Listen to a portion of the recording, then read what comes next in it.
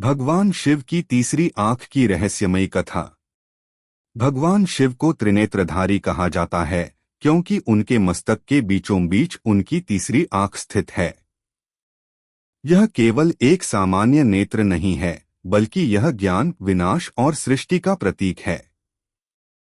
इस नेत्र से जब भी अग्नि प्रकट होती है, वह बुराई को भस्म कर देती है और सृष्टि में संतुलन बनाए रखती है।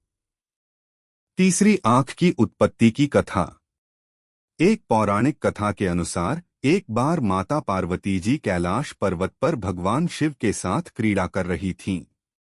खेल खेल में उन्होंने भगवान शिव की आंखों को अपने हाथों से ढक दिया। जैसे ही उन्होंने ऐसा किया, पूरे ब्रह्मांड में घोर अंधकार छा गया। सूर्य और चंद्रमा की रोशनी मंद पड़ गई, जिससे संसार में हाहाकार मच गया। उस समय भगवान शिव ने ब्रह्मांड को पुनः प्रकाश देने के लिए अपने मस्तक के बीच में तीसरी आंख प्रकट की।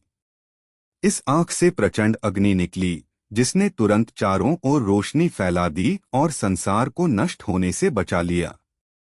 माता पार्वती को यह देखकर शिवजी की दिव्यता का बोध हुआ और वे उनकी शक्ति को और भी अधिक श्रद्धा से नमन करने लगीं। तीसरी आंख और कामदेव का भस्म होना। एक अन्य प्रसिद्ध कथा में, जब कामदेव, प्रेम के देवता, ने भगवान शिव की घोर तपस्या को भंग करने के लिए उन पर अपना प्रेम बाण चलाया, तब भगवान शिव क्रोधित हो गए।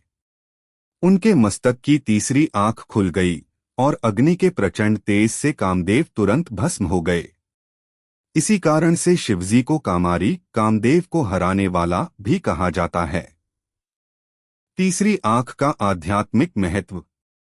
भगवान शिव की तीसरी आंख केवल विनाशकारी शक्ति का प्रतीक नहीं है, बल्कि यह ज्ञान और दिव्य दृष्टि का भी प्रतीक है।